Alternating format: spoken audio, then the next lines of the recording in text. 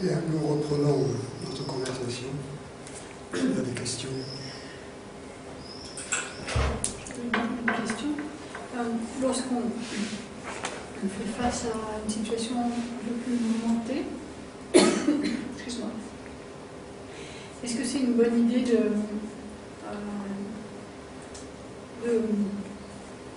de reprendre l'investigation, de se rappeler qu'on a la conscience, de dire, de reprendre simplement avec qui suis-je ou qui entend cela, simplement juste avec cette question. Oui, c'est toujours une bonne idée, quelles que soient les circonstances, de se souvenir que nous sommes la conscience et rien d'autre. Quelles que soient les circonstances.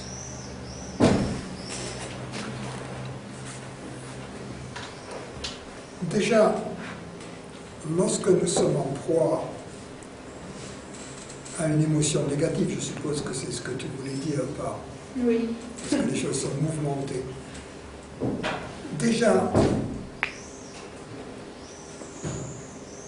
prendre conscience que nous sommes en proie à une émotion négative, déjà nous place en retrait, déjà nous distancie par rapport à l'émotion. Il y a déjà une prise de conscience à ce moment-là. Si cette prise de conscience ne se produit pas, nous restons dans l'émotion négative, en quelque sorte, et nous la subissons. À partir du moment où nous en prenons conscience, ce n'est qu'à partir de ce moment-là que la question « que dois-je faire dans cette circonstance » peut se poser. Tant que nous ne prenons pas conscience, nous sommes cuits. Nous sommes dans le train est en route, il faut attendre qu'il s'arrête à la prochaine station pour descendre. Donc lorsque nous prenons conscience de l'émotion négative,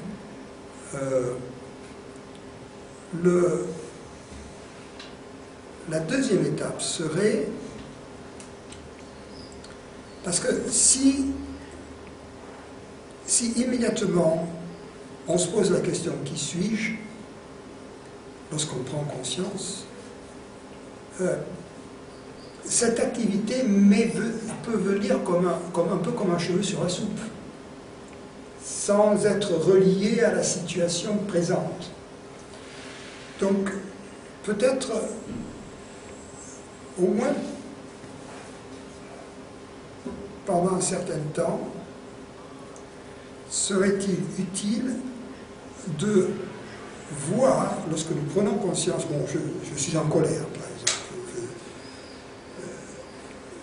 cette chose-là m'a mise en colère. Ce que cette personne m'a dit ça, ou m'a fait ça, et j'aime pas ça. Il est important, il serait bon de voir justement comment cette colère a commencé, parce que là, elle est toute fraîche. Donc, comme les choses sont toutes fraîches, on peut un peu remonter dans le temps pour voir l'étiologie, en quelque sorte, de l'événement. Voir ce qui se passait 10 secondes avant la colère. Et 10 secondes avant la colère, je pensais, comment a-t-il osé ou a-t-elle osé me dire ça ou me faire ça à moi? À moi. Et donc, si on remonte un peu plus, encore 10 secondes avant, il y a le moi, quoi. Ça a commencé par un moi, ici, à qui l'on a fait quelque chose. Un moi qui a été, en quelque sorte, contesté, d'une certaine manière, par ce qui a été dit ou par ce qui a été fait. Un moi qui a été blessé, challengé, comment on dit challengé? Défié par ce qui a été dit, par ce qui a été fait. Et donc, c'est à ce moment-là qu'on peut recoller, en quelque sorte, l'étiologie de ce qui s'est passé avec la recherche du soi, avec le moi. Parce que là, il y avait un moi séparé qui était à l'origine, qui a été vu clairement comme étant à l'origine de l'accès émotionnel. Donc, à partir du moment où on a pu établir ce lien entre l'accès émotionnel et la croyance d'être un moi séparé, une entité séparée, à ce moment-là, on peut, à partir de là, reprendre l'investigation du soi, mais en quelque sorte, dans ce cas-là, on le fait in situ, on le fait mais in situ, on le fait vraiment à chaud, dans une situation réelle. Par la suite, lorsqu'on a établi ce processus plusieurs fois, un grand nombre de fois, et qu'il est devenu clair pour nous que cette croyance d'être une entité séparée n'était au fond qu'une espèce de tic qui nous était nuisible, on peut à ce moment-là, le processus devient beaucoup plus rapide que j'ai décrit, devient presque instantané. On peut immédiatement, lorsque l'on se surprend dans l'émotion, immédiatement lâcher le moi, sans faire l'enquête. On lâche le moi dans l'émotion en se disant oui, bon, c'est un peu comme quelqu'un qui a utilisé maintes fois un théorème de mathématiques. Au début, il le démontrait chaque fois, et puis à bout d'un certain temps, on dit bon, on applique ça, et puis voilà.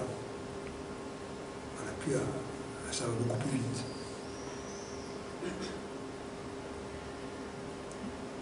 Et quand on a des obsessions, des choses qu'on ne supporte pas du tout, c'est aussi... il y a toujours un moi là-dedans, oui. Le moi est la mère de toutes les obsessions.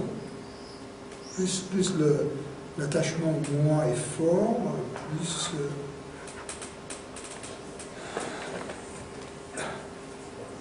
Ce qui est obsédant, c'est de revenir toujours à moi, à moi, à moi. C'est ça la mère de toutes les obsessions, vraiment, c'est ça, c'est la source. L'obsession, ça veut dire c'est une chose à laquelle on revient sans cesse, n'est-ce pas? C'est comme un cercle vicieux, une chose à laquelle on revient, on s'enferme, on tourne en rond là-dedans. C'est comme s'il y avait des cercles concentriques d'obsession. Mais le centre de ces cercles, c'est toujours le moi séparé. Donc on peut avoir des obsessions diverses, mais ultimement, celle dont le rayon est zéro, c'est l'ignorance à l'état pur. Justement, c'était une question, c'était amusant parce qu'on n'en a pas parlé, mais c'était une question aussi parce que parfois on peut être en colère dans une situation qui n'est pas forcément liée à un moi, oui. Dans une autre situation. Est-ce qu'il est bon de refouler la colère ou est-ce qu'il y a une espèce d'indignation, on en avait parlé une fois, impersonnelle, qui va pouvoir par rapport à des... Je ne sais pas si c'est une valeur, mais en tout cas de la morale, enfin, je ne sais pas, il y a des choses, il y a des trahisons qui ne sont peut-être pas très correctes, il y a des situations qui sont... Les gens vont faire à deux personnes qui sont peut-être pas très honnêtes. Et est-ce que, dans ce cas-là, qu'est-ce qu'il faut faire? Est-ce qu'on refoule sa colère? Non. Ou est-ce qu'on... Voilà, c'est quoi la chose? Il faudrait faire une distinction entre... Bon, c'est pas une distinction qu'on trouvera dans le Larousse ou dans le Quillier, mais qu'on peut faire ici, entre nous, pour s'entendre. Faire une distinction entre la colère qui serait la colère personnelle, qui repose sur la croyance d'être moi séparé, et qui est une réaction à une offense que l'on ressent comme personnelle, et l'indignation qui est impersonnelle, et donc qui n'est pas relative à moi, mais qui est une offense au soi, qui est une offense à la beauté, une offense à la vérité, une offense à l'amour. Ça peut être mélangé, ça peut être les deux à la fois. Oui, bien sûr. Il peut y avoir un sens que le sens de la vérité a été trahi, et en même temps, ça devient tellement fort que ça devient personnel.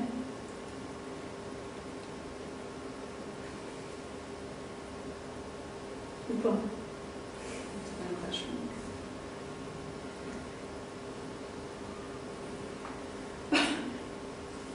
Je donne un exemple. Quand j'étais avec ce problème avec mon collaborateur, eh ben, j'avais du mal à... C'était difficile parce que je sentais qu'il y avait quelque chose qu'il fallait que je pousse au niveau de la vérité.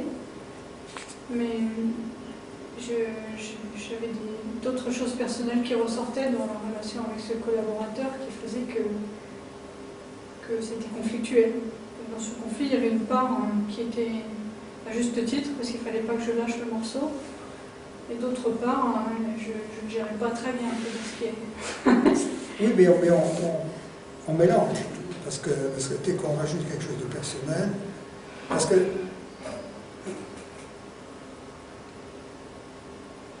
en tant que scientifique, la vérité pure, elle n'est pas émotionnelle. Si on reste scientifique, la vérité n'est pas émotionnelle. On fait un calcul, et puis il y a le copain qui se pointe et qui te dit là, pourquoi tu vois, quand tu es passé de cette ligne à cette ligne, tu as oublié ce coefficient en demi. Bon, à ce moment-là, il n'y a pas de quoi se mettre en colère. Au contraire, on dit merci de m'avoir trouvé les gens. Oui, non, mais je dis ça parce qu'il y a une vérité objective, et puis il y a un attachement qui est quelque chose de personnel, qui là n'a rien à voir avec l'indignation. Ça devient de la colère personnelle.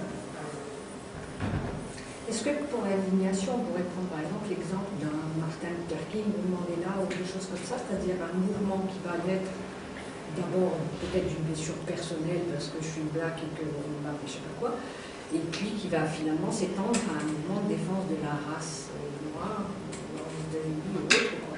C'est ça? Je pense qu'on peut toujours séparer le bon grain de l'ivraie et toujours faire une claire distinction, faire la part de ce qui est personnel et de ce qui est impersonnel. Il suffit de regarder que ce sont des choses différentes. Il suffit dans le contexte, en situation, d'y regarder de plus près. Je suis d'accord que les deux doivent être superposés. Hein? Il peut y avoir superposition des deux. Mais par contre, en y regardant de plus près, on peut essayer de voir, de définir avec clarté quelle est la part personnelle. Et en plus, par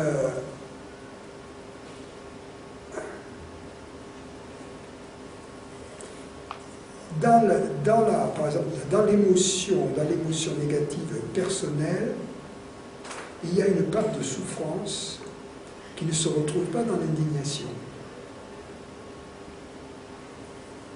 L'indignation peut être véhémente, mais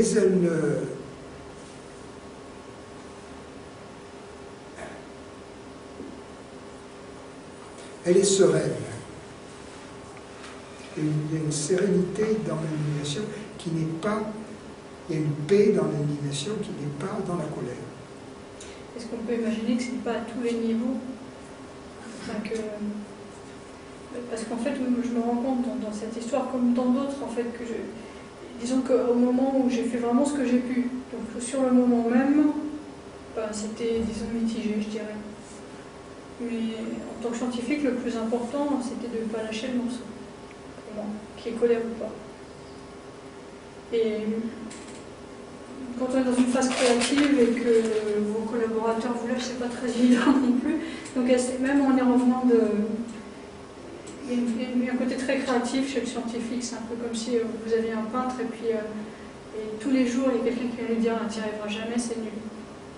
Tous les jours, donc il faut qu'il s'abstraie de ça pour pouvoir créer. Oui. Donc quand je regarde, j'ai fait de mon mieux, je dirais. Mais c'était vraiment pas parfait. Il y avait quand même vraiment une grosse part de personnel aussi.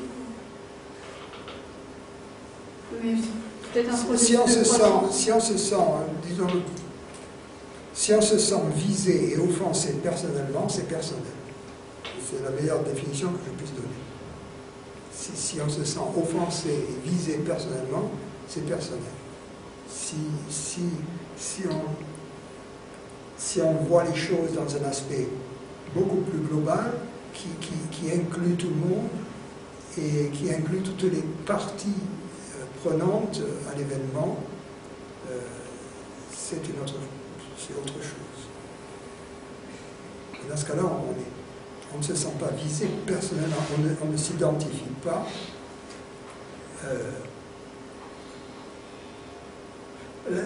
Par exemple, prenons l'exemple du racisme et de celui qui est victime d'une forme de racisme, d'une forme d'ostracisme. Si on s'identifie uniquement à la victime, on est à côté de la plaque. Car on doit s'identifier à la fois à la victime et au bourreau. Et comprendre les deux. Et comprendre toute la situation.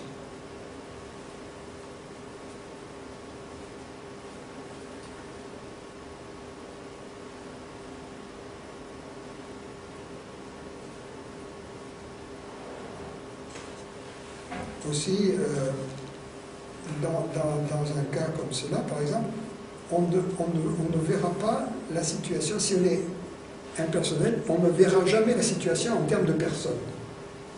Par exemple, on ne dira pas, il y a lui qui a fait ça, lui il est méchant, et moi je suis le bon, et il y a le méchant qui m'a fait quelque chose de mal à moi.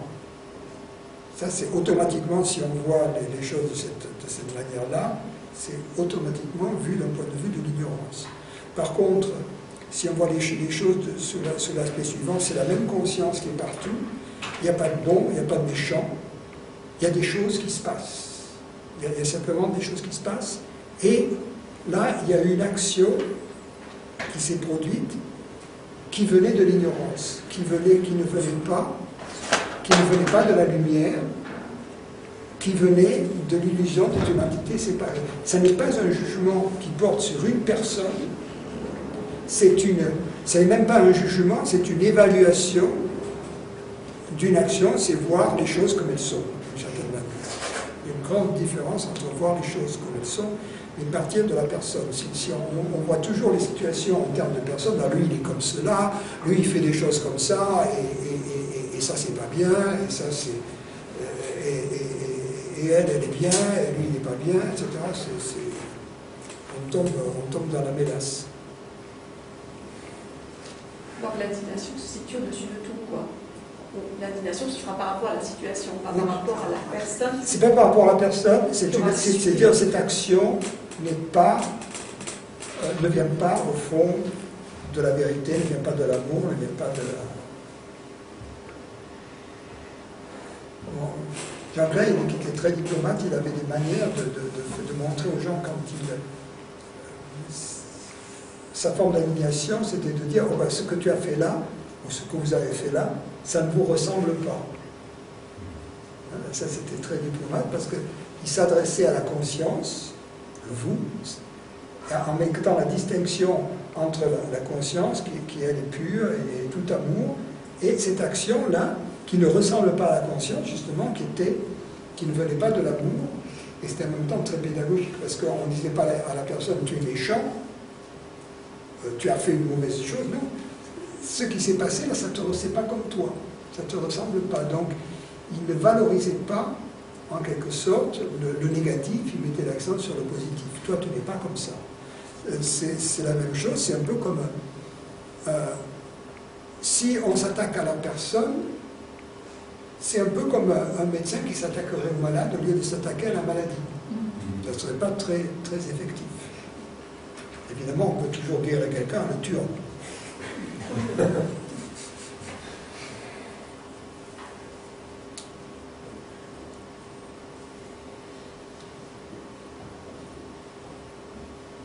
tout cas, quand une colère arrive chez quelqu'un, c'est pas bon de la réprimer non plus, en essayant de l'expliquer, en essayant de la raisonner. Une émotion, est-ce qu'une émotion, à un moment donné, on arrive à la raisonner? Il faudrait ni l'exprimer, ni la réprimer. Il faudrait rester un peu entre les deux. Parce que l'exprimer, non plus, c'est pas... La réprimer, ce que... Il faut s'entendre sur les mots. Ce que voudrait dire la réprimer, c'est s'abstenir de la laisser venir au grand jour. C'est ça. Ça ne veut pas dire qu'on en comprend le manque de fondement, en quelque sorte, et Parce que là, si on voit le manque de fondement d'une chose, le problème est dissous. Mais là, non. Le problème n'est pas dissous, mais c'est simplement on ne permet pas la manifestation extérieure de la frustration. Ça, c'est pas bon. Ça, c'est l'attitude en sanskrit qu'on appelle tamasique. Donc, d'une certaine manière, l'attitude rajasique, qui consiste à exprimer la colère, est peut-être préférable pour celui qui l'exprime. Par contre, pour celui qui est victime de l'expression, si on reçoit un coup de couteau, c'est pas la bonne solution non plus. Donc la bonne solution, c'est ni l'expression ni la répression.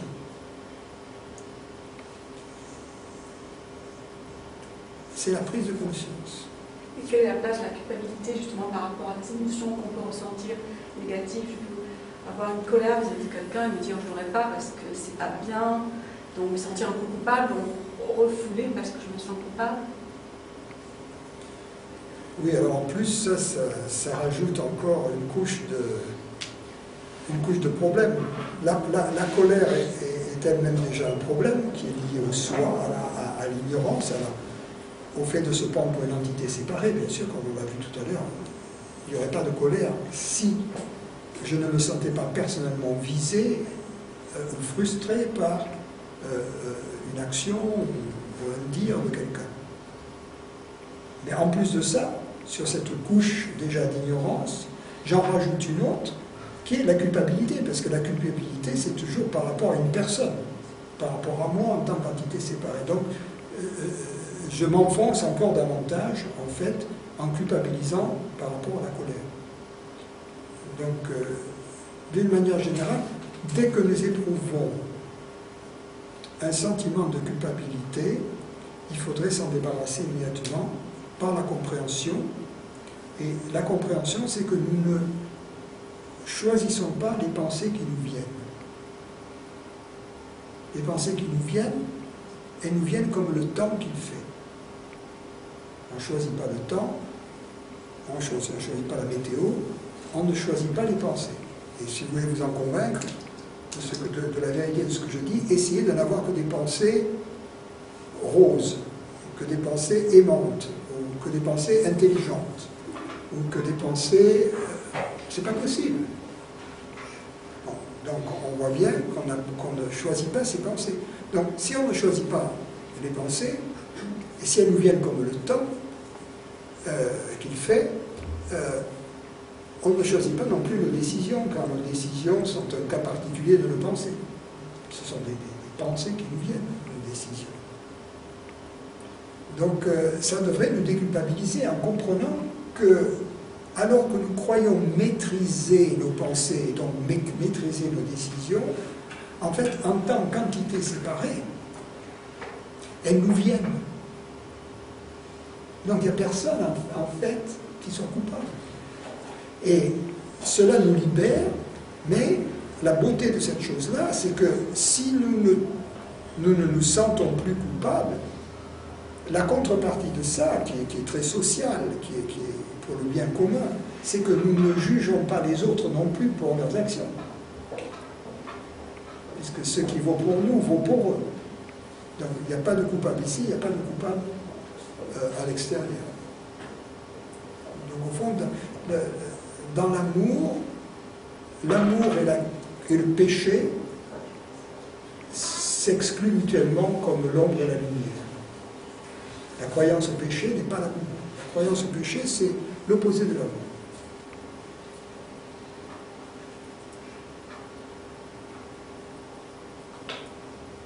Est-ce que l'amour, c'est une émotion ou un état? L'amour n'est pas une émotion. Et l'amour n'est pas un état non plus. Ça n'est pas une émotion parce qu'une émotion est une chose perçue. Et un état aussi est une chose perçue. Un état, c'est un début et une fin. Un état, c'est un état de quelque chose. C'est un état du corps mental. Un état du corps mental. Donc l'amour n'est ni un état, ni une émotion. Bien que des émotions et donc des états positifs peuvent apparaître dans le mental et dans le corps comme une conséquence de l'amour. Mais l'amour n'est pas, d'une certaine manière, on pourrait dire, l'amour n'est pas de ce monde, il n'a jamais été de ce monde.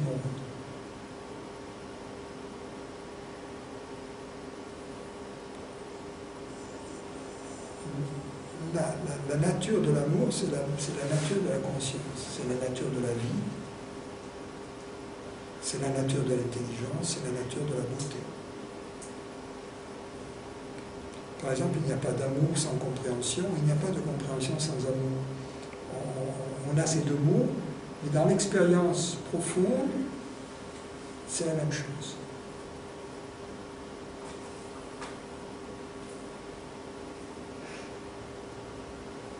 Simplement, dans ce qu'on appelle en général la compréhension, on va vers l'expérience par des concepts, par la pensée. Dans ce qu'on appelle l'expérience de l'amour, on y va par des sentiments.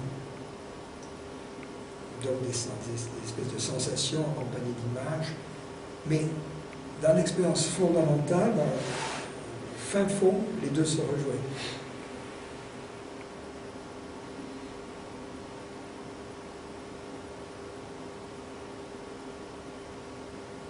Tout amour est une compréhension, toute compréhension est amour.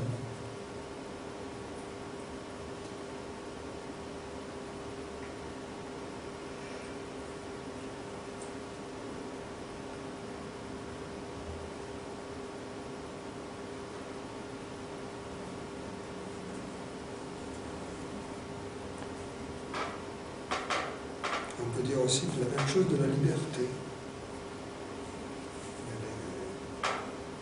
Dans l'amour, dans l'expérience de l'amour, il y a liberté. Dans l'expérience de la compréhension, il y a liberté. La compréhension nous libère du faux, en quelque sorte.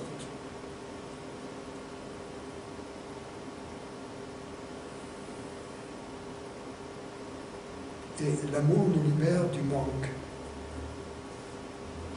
Le faux, c'est un manque de vérité.